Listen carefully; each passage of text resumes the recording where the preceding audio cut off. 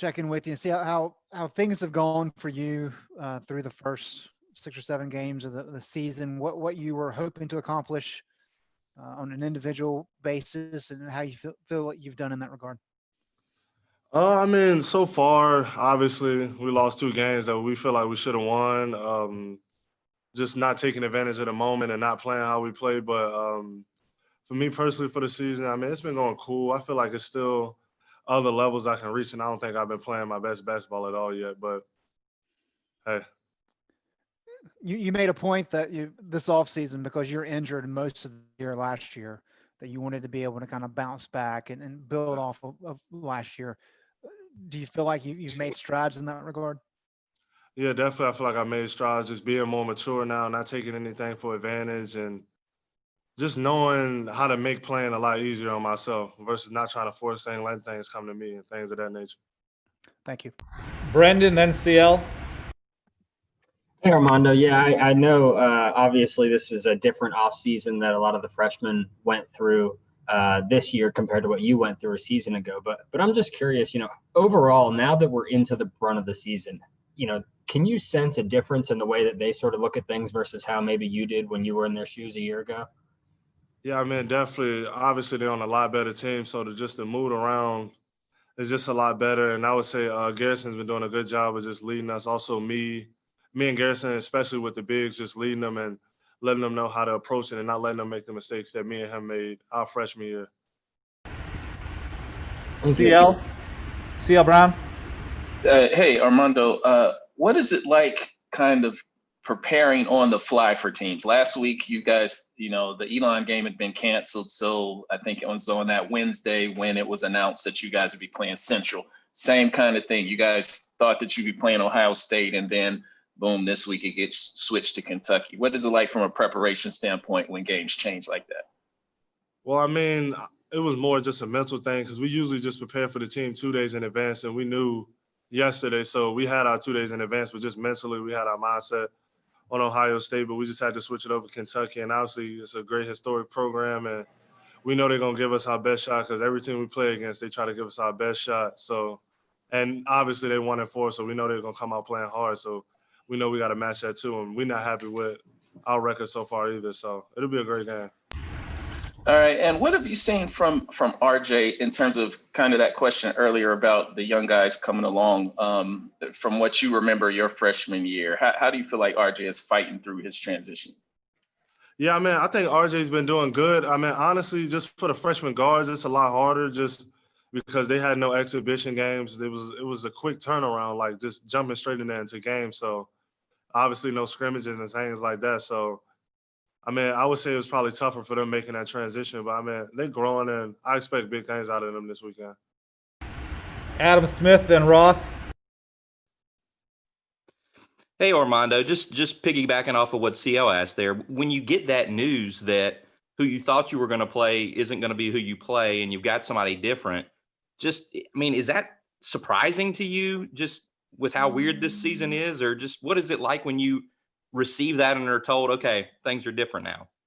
I mean, nothing's normal now. I mean, everything is just crazy with just the scheduling and just the different protocols and things like that. But I mean, we obviously wanted Ohio State just based off of what happened last year. Me personally, that was the game I got injured, and I wanted to get a chance to just be able to play against them and kind of get some redemption. But I mean, Kentucky too.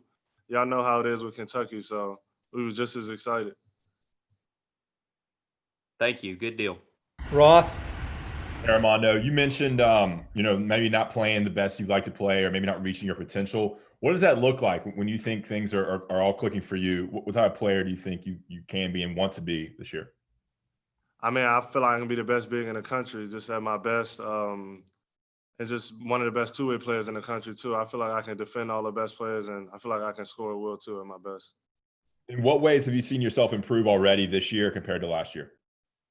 Just not making like the stupid mistakes. I mean, y'all all know how often I get in foul trouble, stuff like that last year. So just learning not to do those silly things and just making the game more simpler, not trying to do a bunch of crazy stuff around the rim and just trying to go through people. I mean, obviously I told y'all in the preseason, one thing I worked on was just being more physical. And that was something I've been putting an emphasis on this year, just creating contact and going through somebody versus trying to go around them. Cool. Thanks, man. Luke Buxton, then Jerry Tipton. What's up, Armando? What have you seen out of Kentucky kind of in your film preparations? I mean, they're a young team just like us, but I mean, they're talented. I mean, it's Kentucky. They always have a lot of talented guards, and I mean, we just know. I know how teams play against us, and we got to have a sense of urgency and just get out on them, and not let them get any open looks on shots. And we just got to go out there and compete. Like I said, they 1-4, so they're gonna come out playing hard. Yeah, thanks. Jerry. Yeah, Armando, I wondered what you remember about competing against Olivier Sarr last season.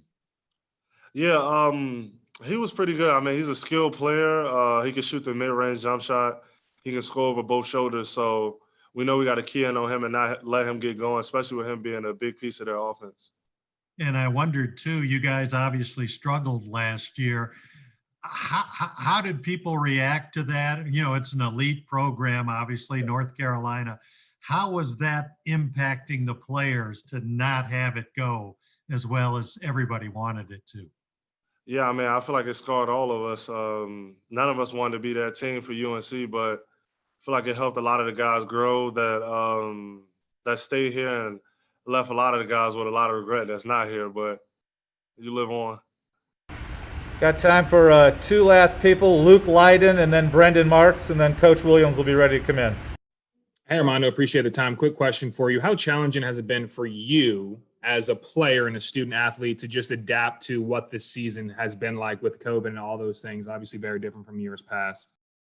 Yeah, I mean, it's just been crazy with just the uncertainty, not knowing what's going to happen. You obviously see teams having to shut down because of COVID and stuff like that. Luckily, we've been doing all the right things, protocols, just having a bubble. So we've been kind of keeping it safe, but just never knowing what can happen is just, I think, kind of the scariest part. Brendan Marks, last one with Armando, then we'll get Coach in. Yeah, Armando, you had also mentioned, you know, how much Garrison's presence has sort of helped some of the younger guys this year. And between yourself and him and obviously Dayron and Walker as he's sort of getting back into shape, how do you feel like Coach has managed the minutes in the front court so far? And just because of how many guys you have, does that make it hard at times to get into a rhythm?